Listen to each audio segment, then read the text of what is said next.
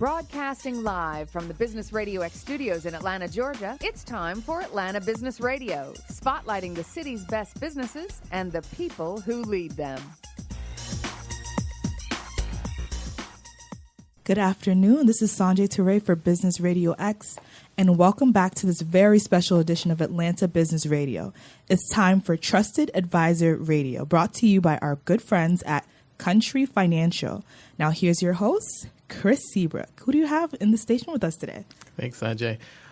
So today we've got Mr. and I'll kind of let you all talk a little bit, but we've got Mr. Anthony Flynn from the 100 Black Men of Atlanta and Dr. Stacey Mobley from Wellness for the Ambitious. Stacey, thank you for joining us today. Can you, I guess we'll just hop right into it.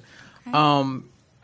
So I've had an opportunity of kind of knowing you for a little while, and I know that you, your take on health is a little bit different than some people might expect. So first, can you tell me a little bit about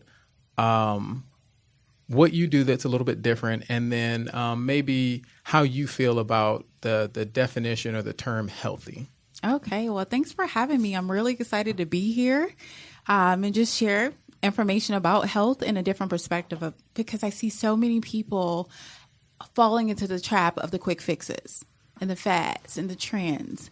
When if we really stick with the foundation of what it means to be healthy, that's where we're really going to get the long-term benefits of it. And that's what it's about. When we're busy, we're ambitious, we're going for our goals, we have other things to focus on other than, did I take my insulin? Unless you're a type 1 diabetic, then we get it. Right. But did I take my insulin? Did I take my blood pressure pills? Those things are optional diseases, and what we call chronic illness, I tend to call them optional illness. And so for me, healthy looks like more so than a state of doing, it's a state of being. So a lot of people look at healthy as in I'm taking my supplements. If they're natural, I'm taking my prescription medications. I am CrossFitting. I'm marathoning. I'm doing all of these things, but their state of being is off. So, and I guess you would probably want me to mention a little bit about the state of being. Sure, yeah. Okay. So the state, I just want to make sure, just checking here. But the state of being is more so where your thoughts are about yourself and about those around you, what your environment's like when it comes to relational environments. So we're looking at your friendships, your personal relationships, your marriages, all of those, and the condition and environment of those, as well as your structural environment. What is your house like? What is it? Is there mold present? All of those things matter when it comes to being healthy. Okay. And so I think we kind of leaned on the your perception of health because you're a different type of doctor, right? So can you explain what type of medicine you practice and how that makes you a little bit different than maybe a primary care doctor or something like that? Okay, so I'll start with the difference between me and a typical allopathic primary care doctor, which is what you guys are used to seeing when you have a cold or you get sick. And it's more so the options because the diagnostic tools are the same. I still look at the blood work, x-rays, all of that. I'm getting your health history. I'm used to looking around. I'm like looking around everybody. Yeah, that's fine. That's good. Health history and I lost my train of thought. The joys of being human, right? And health history. So we look at all of those components. Those are the same. But when it comes to the options and how you treat what's happening with the person that once you look at their health history and their blood results. And so, okay, you're looking at, I'm trying to think of a common scenario would be high blood pressure. Let's do it like that. Let's talk about it like that. Okay. So with high blood pressure, typically you would get some type of prescription medication, which it is what it is. If it's really high and we need to maintain that, you need to take that in the meantime where you're doing other things. I'm just going to say that up front because some people think natural medicine means no prescription medication or no interaction with the allopathic world. And that's just not true.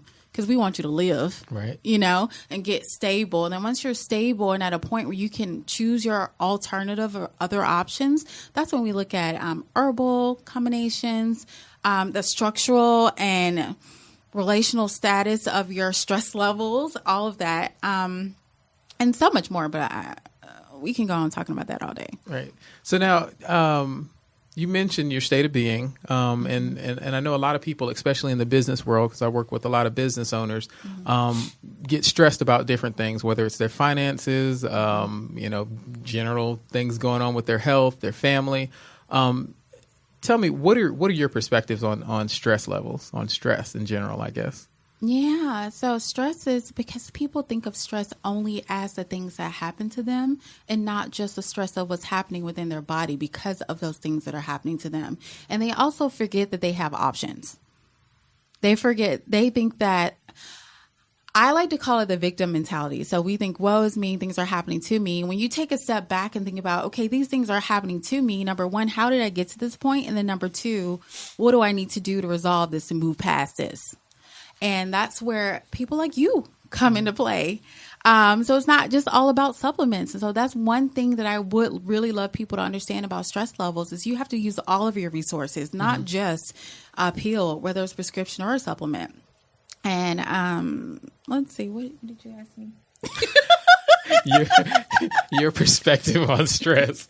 You were going down the right path. Okay, thank you. See, this is what happened when we're here live and you're dealing with a human. Yep. So yeah, and you have to look at the physiological aspects of that. So you're addressing the situation that you're in to make sure that whatever impact is having on your health levels is also being addressed for the long term. Because I have some people that say, okay, I'm stressed.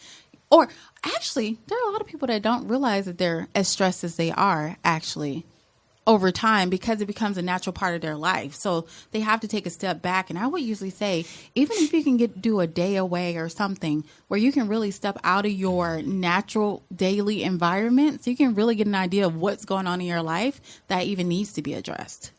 Nice. And then start from there and look for people like you when it comes to financials and all of those aspects and insurance. Look for people who can give you those outlets that you need to plan, in addition to people like me who can give you the supplement and other advice. It takes a team. Right.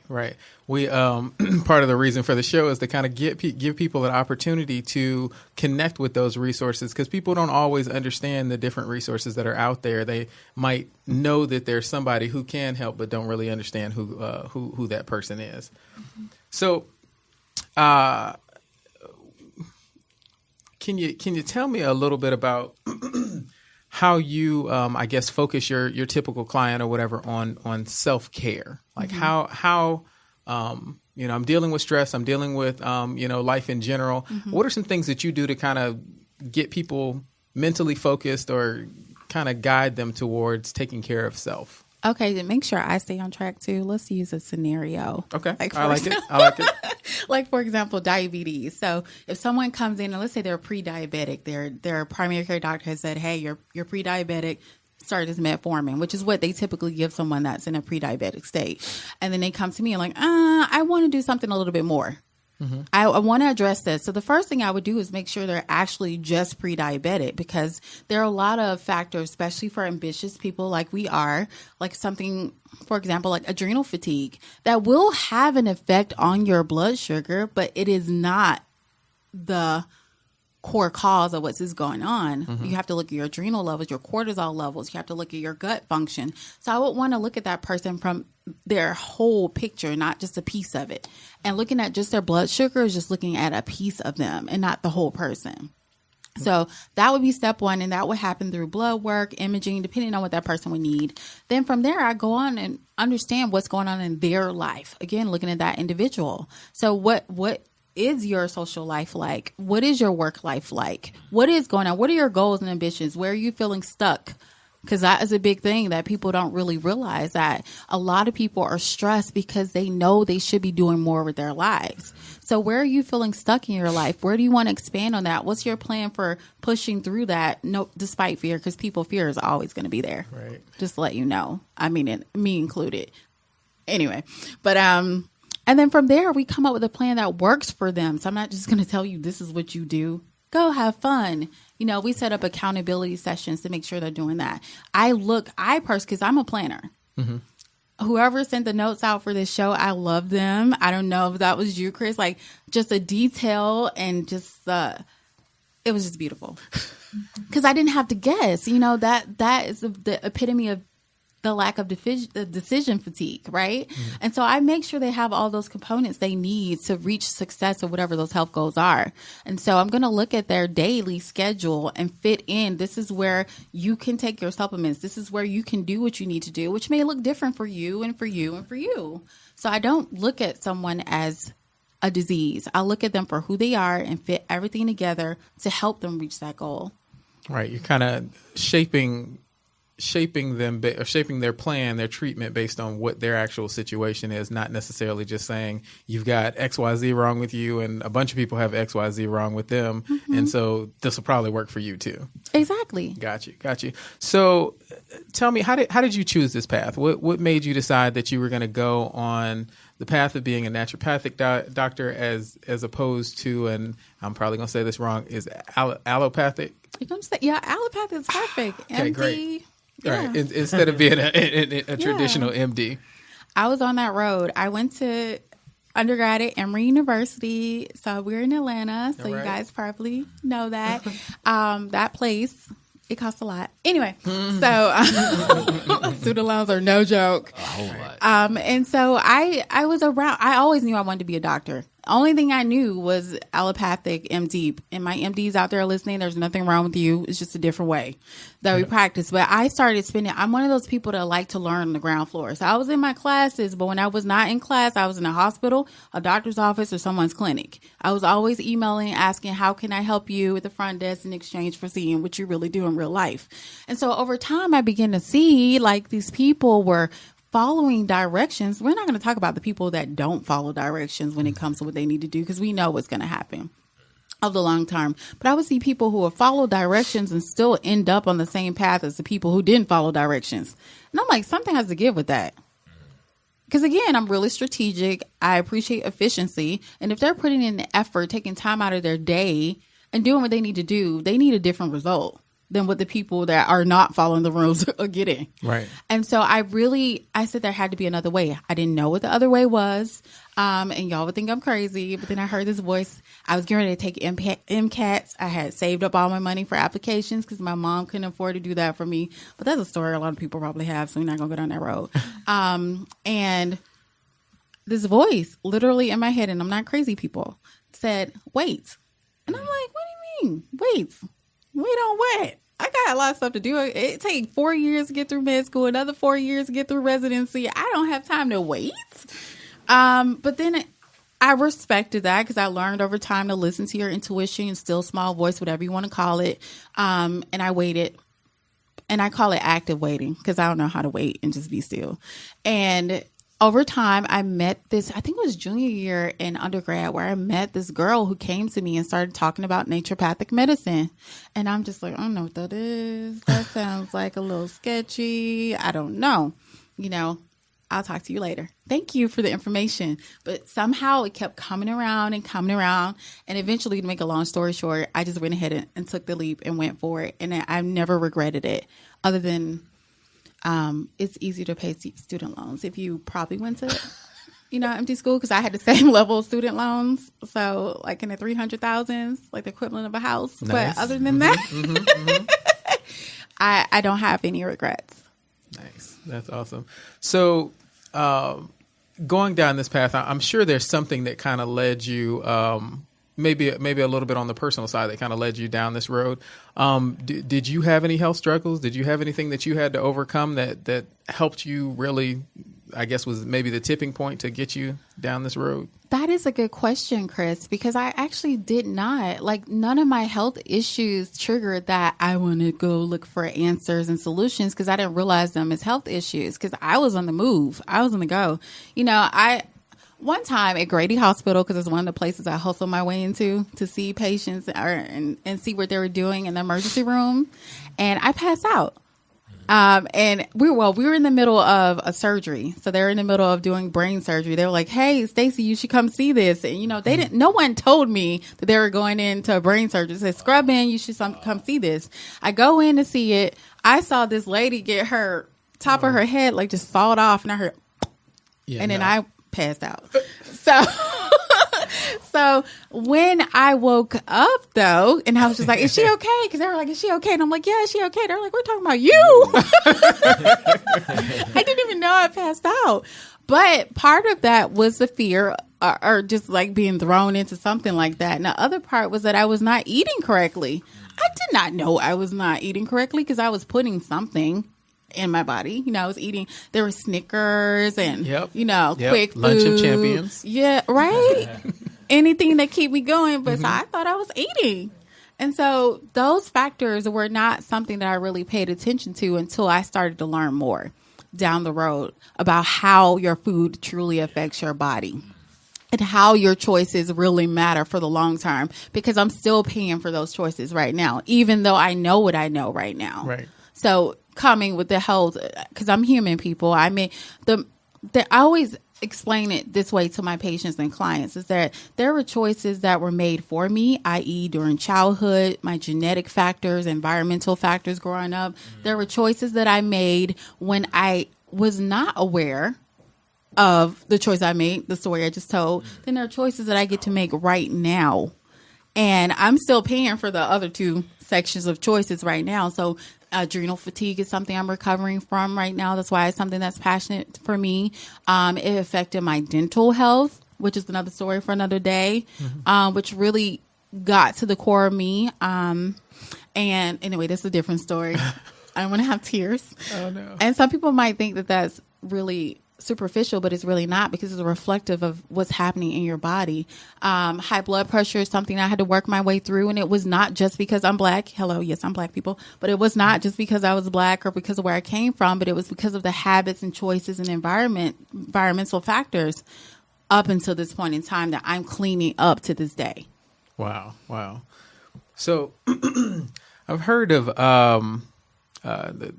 I guess I don't know if it's a fad or trend or whatever, but biohacking, right? Can you first explain what that is, and then tell me what your thoughts are on that? Yeah, so biohacking is something that typically is in this like really high performance hustler category of they want to be at their best, and that's how they look at it. So if you think about biohacking, you think about wearable technology. So looking at your smart watches or looking at your things that are tracking your sleep patterns. And then you're taking that data and you're trying to figure out how can I alter it and make my life better based on those things. Or the bulletproof coffee is another example you guys probably have heard of. And that's basically coffee with butter and some fats all mixed in. And then you drink it and it gives you this burst of energy, which is better than a Red Bull, but it's still a short-term fix, right? So I'd rather someone do that versus a Red Bull, number one. But what would be the most preferred way for someone to deal with their health and rebuilding, like I told you, I'm still recovering from all of those health choices, is to really get those foundational pieces in place. You do not need to make this complicated. And you can keep those foundational pieces, such as making sure we have this bottled water, making sure you have enough water in your body. Then you may not need to do some of those quote unquote biohackable things that are out there. And if you do, it's just for fun. Right. Or making sure you're getting your green, your variety of colored vegetables in every day. Making sure, you see what I mean? Like the simple stuff. Y'all all know this already, but it doesn't matter what we know, me included. It matters what we do. Going back to the being and doing of being healthy. Right. Very cool. Well, thank you.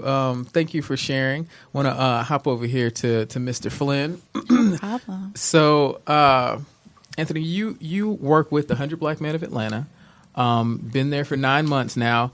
The most people aren't a stranger to the organization, but can you tell me a little bit about what the 100 Black Men does? Sure. The organization was founded. First of all, let me back up. Thank you for having me here. And thank you so much for sharing, Dr. Mosley. That was powerful. So the 100 Black Men of Atlanta was founded 33 years ago here in Atlanta, and actually New York was the original headquarters, and so there's argument between New York and Atlanta being the first chapter, but we'll take the title. There you go. No, I'm teasing. Actually, there were some men in New York who actually originated. Jackie Robinson was a part of that community, among many others. And then Atlanta became the national headquarters, which is now the international headquarters for the organization. So the international headquarters is here, and then we're just literally a few blocks takes over the Atlanta chapter. And there are 3 other chapters here in this market, and there's another one potentially on the rise. Wow. So, but the mission of the organization is essentially to improve the quality of life of youth, particularly African American, throughout the city of Atlanta. Okay. And we have just over 170 members in our chapter. And as I was mentioning to you earlier before we got on air, we have the Emerging 100, just over 100 members of them. They are the 25 to 35-year-old group of gentlemen who are rising to become members of the 100 Black Men of Atlanta. Wow. So as just kind of thinking, civically minded, if I'm going out, I'm looking for an organization to be a part of. I'm really passionate about trying to grow and build and develop youth.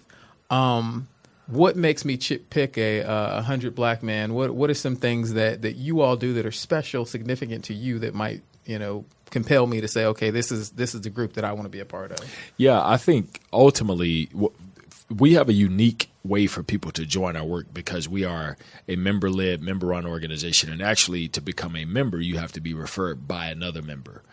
So we like to ask people to plug into opportunities that we're hosting throughout the year. We have a number of events so I tell people there's a who we are and a what we do. Right. And so relative to the who we are, I just talked about that, the men of the 100. But relative to what we do, we have mentoring on the ground, which is our primary perspective of the organization. So through the lens of Project Success, we have literally supported over the years students with over $7 million in scholarships. Wow. And that's money that the men of the 100 have actually donated to those students. And so there's an option to come alongside students in elementary, middle, and high schools. Best Academy is our adopted high school. So we have a Saturday Academy there. And then the Washington Douglas cluster of schools are also our adopted community. So we do a ton of work via the 100, the Emerging 100, the Collegiate 100 with the Washington Douglas cluster as well as Best Academy. And so there are a number of opportunities for people to plug in there for mentorship. Additionally, one of our members is Dr. Lonnie Johnson. Many people don't know who he is, but he's actually the creator and the inventor of the Super Soaker, the water gun. And he actually he's incredibly generous. He has a property that's not far from our office, and it's approximately 30,000 square feet of space that he has essentially donated. So more than 4,000 students throughout the state of Georgia actually will come through that facility over the course of this academic calendar year. And we, the 100, have a full-time person, Bart Sutterth, who's on staff there, who's basically managing the logistics and all that facility action on an ongoing basis. So we will be directly and indirectly responsible, if you will, for more than 4,000 students who will come through there and learn about robotics, programming, and other things of that nature, STEM-related activities. And so there are a number of opportunities for people to plug in and get involved. And I think that, frankly, because the members of the 100, these are some of the most successful businessmen, not just in Atlanta, but throughout the world. Mm-hmm. I mean, we literally have world-class leaders, men who are leading at C-suite, who are entrepreneurs, et cetera, and literally have reach of tentacles across the globe. And so the quality of human beings, combining that, with the action and the work we do in the community, man, it's an incredible organization to partner with and come alongside. Yeah. So I've had the pleasure of kind of working with you all a little bit through Country Financial in the financial literacy space. So I know that I've worked at Best Academy, kind of taught some of the kids there. You mentioned that you've got the robotics program, but what are some of the other things? And you got the scholarships where you're giving away a lot of money. But what are some of the other programs that you all do with youth? Yeah, so I mentioned robotics. So basically, we have a collegiate component where students who've matriculated through Project Success, we have 47 students, for example, right now that are currently in college that we are funding scholarships for those students. And then, of course, I mentioned our Saturday Academy. So that's I call that our depth component of what we do, where there's reach for a small group. So that Saturday Academy, by the end of this calendar year, 150 students will have gone through our Saturday Academy this year. And so that's very hands-on. It's intensive. It's 4 hours every other Saturday. And so obviously when you're working with students in that capacity, you want more of a hands-on approach. And so between those college students and that's that piece. That's the depth. Then on the breadth side, I mentioned the robotics experience in the Robotics Academy at the Johnson STEM Activity Center, but also we actually have these pods, pathways of developmental success. And so we actually have men and women who show up on campus at the schools we support, and they could be concentrated pods. So it could be physicians, for example, or we have the military pod, we have an entrepreneurship pod. And so there are affinity groups that are established for students who have certain affinities. And then we actually have men of the 100 among community leaders as well, who go out and based upon those affinities, they provide support to those students through lectures and through classroom engagement.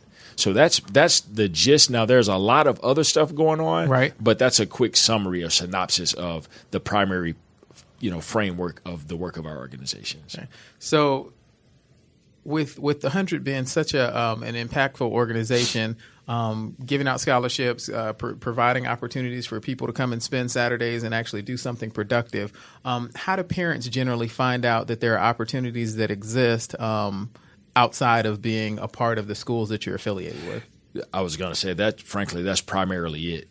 What we've decided to do, and we get calls all the time. We get calls regularly from people in the community who want us to be a part of what they're doing. Right. And as I mentioned, there are 3 other chapters, another chapter emerging. So one of the things we've realized is that in order to be great stewards of the resources that the men of the 100 invest, as well as the philanthropists like Country Financial, our funders and our investors, we have decided to more or less concentrate our efforts so that we can, if for lack of a better term, get a bigger bang for the buck. Makes sense. As I like to say. So we really have decided to focus on Best Academy and the Washington Douglas cluster, elementary, middle, and high schools that feed into Washington High and Douglas High, for the sake of being able to see a longer term impact and not just spread ourselves too thin.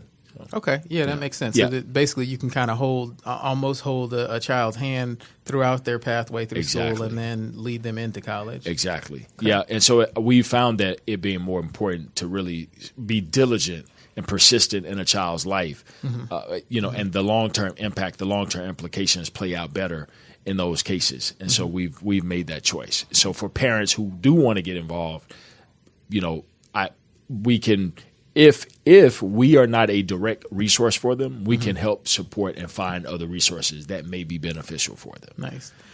You mentioned that there are 3 chapters, and I know sometimes that the organizations organizationally can have different focuses and different, I guess different chapters. Right. So the long way that I'm taking to get to this question, but do the different chapters have different focuses or different things that they're saying this is what we want to focus on, or are you all kind of?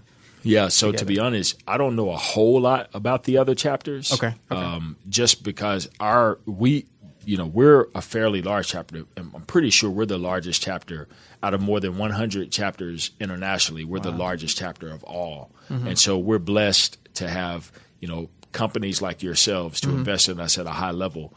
So we manage a fairly large budget, a fairly large team, and that keeps us consumed, frankly. So we're not as interactive as we'd like to be with the other chapters. There is a desire. Literally on Tuesday, our new chair elect. So we have our current chairman, Larry Johnson, will transition this month, and then Kevin Gooch is our successive chair. But the way we operate is we elect a chair elect when the successive chair steps into office. And so our chair elect, Keith Milner, actually just on Tuesday was talking about the necessity behind us trying to link up with other chapters. And of course, again, we have the privilege of the international office being here.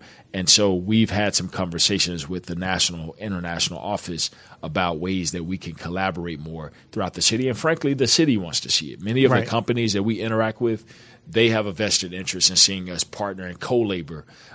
But again, just keeping it real, man, there is so much labor and so much work to be done that we stay busy just focusing on our cluster. Of course. To be candid. And we're not, and even still we're not busy enough, right? Because there's just so much work. The lifting is so heavy, the weight is so intense. And I tell people the irony, right? The communities we serve, in many ways, they're the lowest income communities, but they have the highest need. So there's this plethora of a limited resource, and yet there's a high need. And so we're trying to play in the center and fill that gap. And it's a very difficult thing to do. So it's hard enough to keep up with ourselves is what I'm trying to say. So we're looking at ways to be better at organizing structure so that we as chapters can do more collaborative work. Makes sense. So kind of getting back onto the pathway that the students are taking, as they're going through, they graduate out through your program, they go into college. Are you finding that many of them are trying to come on and now be members or partner with the 100 to make sure that the mission kind of continues because they're actually being able to, they can say, hey, look, I was a part of this. I've been able to see the impact that it can have. Yeah, man, that's a great question. One of the most powerful stories is one of our board members, a gentleman named Elliot Teray, who literally started in elementary school with the organization, and he's now on the board of the organization. So he went all the way through the entire framework and now serves on the board of the organization. And so there are aspiring students who, similar to Elliot, who have that story. And even if they're not directly contributing in our space, they are directly contributing somewhere. So we've noticed a trend, a pattern, that those who've been served at that level, with that level of intensity, generally speaking, they have a desire to actually contribute and give back in their communities. And so we're very gracious, we're very grateful that those students actually end up, those who've had interaction with us look for ways to stay plugged in and look for ways to give back to our organization. Wow. So, and I don't know if you can say this, but the students that you're providing scholarships for, are you providing are you all a portion of their scholarships? I know that you give a pretty hefty scholarship, but are you all a portion of what they're doing? Or are you? It's a portion. Okay. Generally speaking, it helps. There's that gap where a kid may get a scholarship, but there are other needs that they. I've had a real life scenario where a student came home over $50. The student couldn't register another semester because they had a $50 fine on their books, not with the 100. I mean, just previously, in some work I was doing prior to this work. And instead of picking up the phone and calling us, literally the student did not go back to school for a semester because they were $50 short and couldn't pay, so they couldn't get their grades from the previous semester, which means they couldn't register for the following semester. That being stated, we give $6,000, up to $6,000 annually for the students who have successfully matriculated through Project Success and been awarded our scholarships. And it helps to close that gap, right? Because you can get a full ride and still have a burden and still have obligations. And Doc, you were talking earlier about student loans, so you know the intensity, and frankly, me personally as well, I know what that can feel like. And so we're looking at ways to help relieve some of that burden for the students we serve. And do you all have programs that actually, and you may have mentioned this or whatever, but do you all have programs with any of the colleges where you're actually able to either connect with the students that you help to get into these 4-year or 2-year institutions? Sure. Yes. So we actually have the Collegiate 100, which again, there's a lot going on with this. So the Collegiate 100, by intention, they're actually structured to help support the work of the 100. So they do mentoring and support with the mentoring structure. On the other hand, the students who actually come through Project Success and go off to college, relative to them, we don't have because some of them go away to school. So we do stay in touch. We do have the collegiate advisor, our director of programs, who stays in touch in community with the students, but it's not as direct or as hands-on as some other organizations like the Posse Foundation. My good friend Zenith Houston, who runs the Posse Foundation, part of their framework is that they follow the students off to college, and they actually send advisors to the campuses to actually visit with the students. So and so our example is not like that, but we do have a community. And then many of the mentors who have been mentoring those students as they've matriculated through the ranks, they stay in touch with those students to help support them throughout their path as they finish college. Wow. Okay. And in addition to getting grants and funding through corporate sponsorships and things like that, I know you all do some really impactful events as well. Like I think I've been to a gala that you all have had. What are some of the things that people can kind of get involved with that help support the organization, but also allow you to, let loose and have fun? Absolutely. Great question. So ironically, on Tuesday, we have an event at the Manor Golf and Country Club in Alpharetta. It's our annual golf classic. There'll be just slightly over 200 people on site. Our goal, that event will help us generate more than $200,000. Wow. 100% of those proceeds go back directly to the work of the organization. So those aren't administrative dollars. We take those dollars and directly support project success. Coming up on June 9th, we have an event called Divots and Divas, and that is at Top Golf in Midtown. And we actually will consume at minimum 2 floors of Top Golf. If anybody's ever been there, it's a pretty sizable crowd. So we'll have 400 plus people on hand. And once again, 100% of those proceeds go directly to Project Success to support the scholarships and the work of those students that we serve. Later in the year, we actually have a gala, the gala you attended, I'm assuming, last year. October 5th is the date. We haven't set on the venue yet, but it will be October 5th. Unless something radical happens and we have to change the date. And we're just waiting on a final word on the venue. We've been looking at a few. And but that, we have big plans for that gala. We're going to honor some incredible people in the community and even nationally. And then finally, we have the Celebration Bowl, which takes place, I think it's the 21st. It's the Saturday before Christmas this year, and it'll be at Mercedes-Benz Stadium. It's in partnership with ESPN and the winners of the SWAC and the MEAC conferences, the 2 HBCU conferences.